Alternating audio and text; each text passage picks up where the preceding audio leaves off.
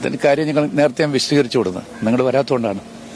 കാരണം അവിടുത്തെ എം പിയാണ് ശ്രീമാൻ ഷാഫി. അദ്ദേഹത്തിന് തീർച്ചയായിട്ടും അവിടെ കൂടിയിട്ടുള്ള വടകരക്കാരായ ആളുകളാണ്. തൻ്റെ നിയോജകമണ്ഡലത്തിലെ ആളുകൾ കണ്ട് സംസാരിക്കണമെന്ന് അദ്ദേഹത്തിന് തോന്നിയെങ്കിൽ അത് തെറ്റാണെന്ന് പറയാൻ ഒരിക്കലും കഴിയില്ല. അദ്ദേഹത്തിന് ഒരവസരം നിഷേധിക്കപ്പെട്ടു എന്നുള്ളൊരു ഫീലിംഗ് ഉണ്ടായി. സത്യത്തിൽ അങ്ങനെയല്ല. അധ്യക്ഷൻ വടകര എം പി ക്ഷണിക്കുന്നതിന് പകരമായിട്ട് കോഴിക്കോട്ട് എം പിയെ ക്ഷണിച്ചു പോവുകയുണ്ടായി. അത് കഴിഞ്ഞ് രണ്ടാമതും വിളിച്ചിരിക്കുന്നത് കുറ്റ്യാടിയിൽ നിന്ന് പണ്ട് മത്സരിച്ച് വിജയിച്ച ശ്രീമാൻ പാറക്കൽ അബ്ദുള്ളയായിരുന്നു. അതും അദ്ദേഹത്തിന്റെ മനസ്സിന് പ്രയാസം തോന്നുകയുണ്ടായി. അതുകൊണ്ടായിരിക്കാം ഒരു പക്ഷേ പെട്ടെന്ന് പ്രകോപിതനായെന്ന് എനിക്ക് തോന്നുന്നു. പക്ഷേ വളരെ പെട്ടെന്ന് അദ്ദേഹം ശാന്തനാവുകയുണ്ടായി. പക്ഷെ ഇത്രയധികം ചാനലുകൾ ഉള്ള കാര്യം അദ്ദേഹം മറന്നുപോയി. അത്തരമൊരു സദസ്സിൽ വെച്ച് അദ്ദേഹത്തിന് പ്രകോപനം ഉണ്ടാകാൻ പാടില്ലായിരുന്നാണ് എനിക്ക് പറയാനുള്ളത്.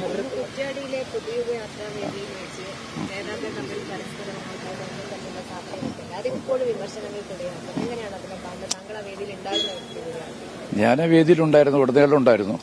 അവിടെ നടന്ന എന്താണെന്ന് എനിക്ക് കൃത്യമായിട്ട് അറിയാം. നിങ്ങൾ ഈ പറയുന്ന പോലെ ഒരു ഓട്ടോ പ്രൊപ്പോർഷൻ അത് ബ്ലോ അപ്പ് ചെയ്യേണ്ട കാര്യമൊന്നും ഉണ്ടായിരുന്നില്ല. ചെറിയ സംഭവമാണ്. പക്ഷേ അത്തരമൊരു സ്റ്റേജിൽ വെച്ചിട്ട് അത്തരമൊരു ഉന്തും തള്ളും ഉണ്ടാകാൻ പാടില്ലായിരുന്നു എന്ന് മാത്രമേ എനിക്ക് ആ കാര്യത്തെ കുറിച്ച് പറയാനുള്ളൂ. അതിന് കാര്യം ഞങ്ങൾ നേരത്തെ ഞാൻ വിശദീകരിച്ചു കൊടുക്കുന്നത് നിങ്ങൾ വരാത്തതുകൊണ്ടാണ്. കാരണം അവിടുത്തെ എം പിയാണ് ശ്രീമാൻ ഷാഫി. അദ്ദേഹത്തിന് തീർച്ചയായിട്ടും അവിടെ കൂടിയിട്ടുള്ള വടകരക്കാരായ ആളുകളാണ്. തൻ്റെ നിയോജകമണ്ഡലത്തിലെ ആളുകൾ കണ്ട് സംസാരിക്കണമെന്ന് അദ്ദേഹത്തിന് തോന്നിയെങ്കിൽ അത് തെറ്റാണെന്ന് പറയാൻ ഒരിക്കലും കഴിയില്ല. അദ്ദേഹത്തിന് ഒരവസരം നിഷേധിക്കപ്പെട്ടു എന്നുള്ളൊരു ഫീലിംഗ് ഉണ്ടായി. സത്യത്തിൽ അങ്ങനെയല്ല. അധ്യക്ഷൻ വടകര എം പി ക്ഷണിക്കുന്നതിന് പകരമായിട്ട് കോഴിക്കോട്ട് എം പിയെ ക്ഷണിച്ചു പോവുകയുണ്ടായി.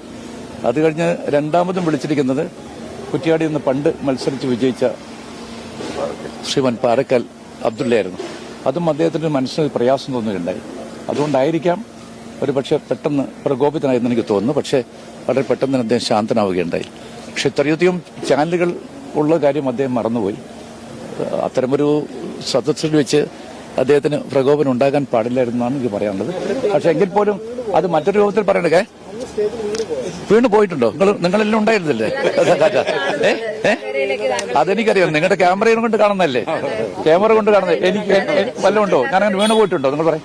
വീണ് പോയിട്ടുണ്ടെങ്കിൽ ആ സ്റ്റേജിലുണ്ടായ ആരെങ്കിലും ഒരാൾ, എന്നെപ്പോലെ ഒരാൾ വീണ് കഴിഞ്ഞാൽ തീർച്ചയായിട്ടും എന്റെ അടുത്ത് വരണ്ടേ? ആരും വന്നില്ല. എന്താ കാര്യം? അത്രയും ഞാനൊരു അനഭിമതനായ ആളായതുകൊണ്ടാണ് ആരും കൊണ്ട് പറയുന്നത്. What are you talking?